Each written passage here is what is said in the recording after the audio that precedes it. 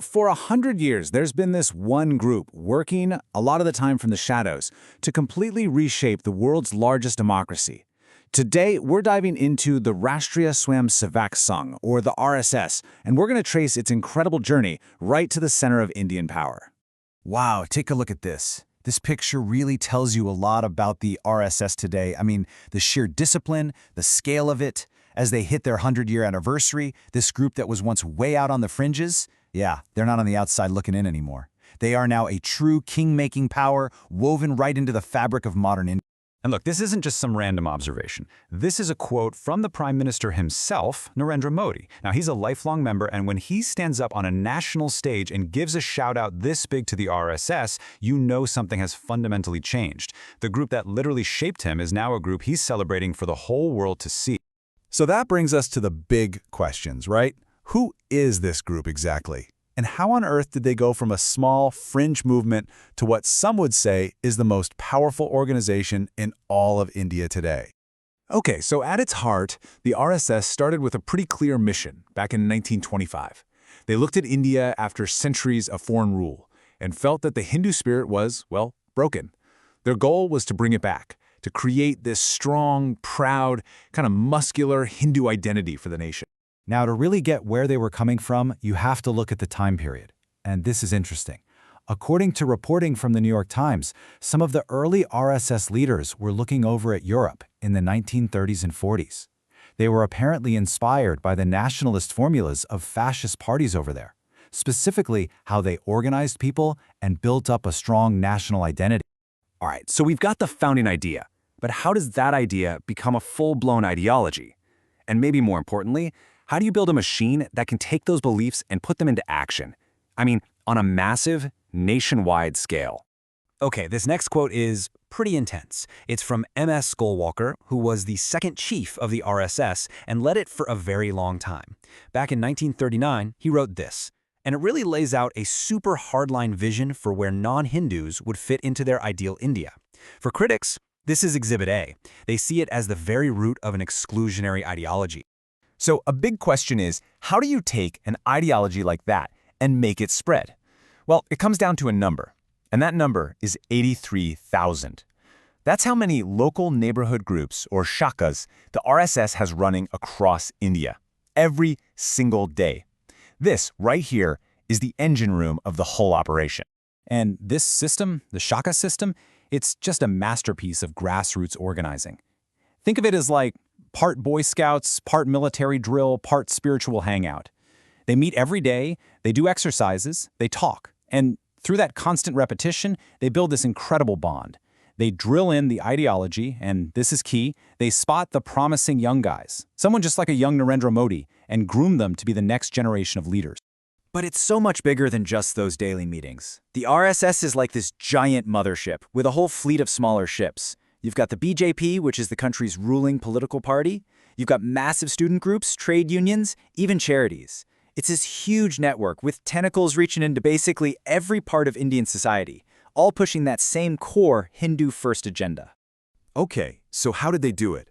How did this huge network go from being an outcast, a group that was literally banned several times, to the powerhouse it is today? Let's walk through that journey.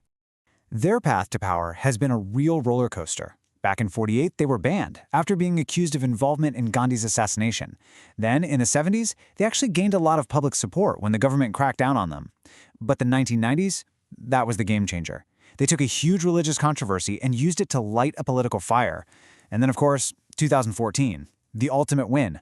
One of their own, a lifelong member, becomes Prime Minister of India. So, that massive turning point in the 90s, it all revolved around this one place, the Babri Mosque, in a town called Ayodhya. The RSS and its network argued that this mosque was built right on the spot where the Hindu god Ram was born. And this idea, it just exploded. It tapped into this deep feeling of historical injustice, painting the mosque as a symbol of foreign conquest that had to be undone. And this is what happened next. A huge mob, armed with pickaxes and iron rods, climbed the domes and tore the entire 16th century mosque down. The aftermath was brutal. There was widespread violence, and the RSS got banned again. But for their supporters, this moment was electrifying. It hardened their base and introduced this really aggressive, score-settling style of activism into their playbook. Fast forward to today, and this is what you'll find on that very same spot. A massive, lavish temple dedicated to Ram, opened by none other than Prime Minister Modi.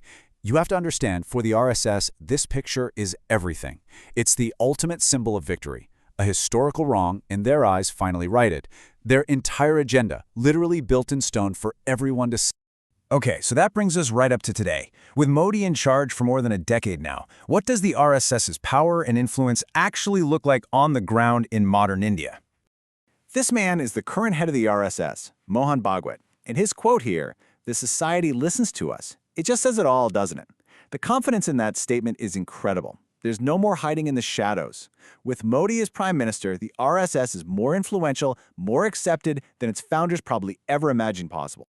But here's where things get really complicated. There's this kind of two-sided approach going on. If you listen to the top leadership, you'll often hear them talk about harmony and respect for everyone. But then you look at what's happening on the ground and you see groups connected to them involved in some pretty violent stuff. Trashing churches, attacking men over rumors they were carrying beef, organizing boycotts of Muslim shops. The leaders might say they don't approve, but there's often this wink and a nod, leaving the door open for their followers to take matters into their own hands.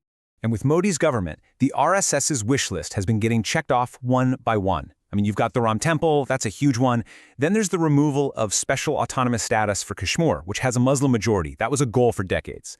On the ground, the number of those local shakas has literally doubled. And maybe most importantly, people who are members or are friendly to the RSS have been appointed to powerful positions in the courts, the police, the media, all across the board. So after all this, what's the endgame? After 100 years of work, what does the India that the RSS wants to build actually look like? The final goal has a name, Hindu Rashtra. Now that's often translated simply as Hindu state, but RSS leaders say it's more of a cultural thing. The way they see it, it's about building up the Hindu nation where everybody living in India, no matter what religion they practice at home, is basically considered Hindu in a cultural sense. And for minorities, well, the implication is that their own religious identity has to take a back seat to this bigger national Hindu identity. And make no mistake, the ambition here is massive. As the chief, Mohan Bhagwat, put it, their work isn't done until the RSS reaches every house, every street. I mean, that's a vision for the total saturation of society with their ideology. So here we are. After a full century of patient, grassroots organizing, the RSS has gone from the absolute fringes of society to the very heart of power. They are closer than they have ever been to achieving their goal of completely remaking India. And that leaves us with a huge and pretty urgent question. What does all of this mean for the future of the world's largest secular democracy?